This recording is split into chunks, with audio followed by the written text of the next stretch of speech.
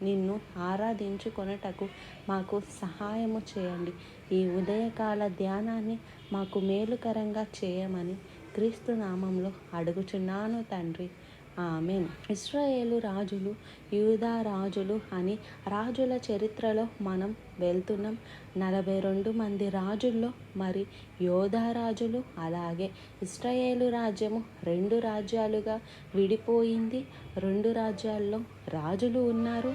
మరి ఇంతవరకు యూదా రాజులలో 6వ రాజు దగ్గరికి మనం వచ్చున్నాం.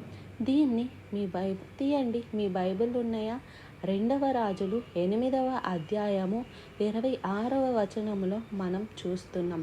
అహస్య ఏలను ఆరంభించినప్పుడు 22 వాడై ఉండి యెరూషలేములో 1 సంవత్సరం ఏలెను. అతని తల్లి పేరు అతల్య. ఆమె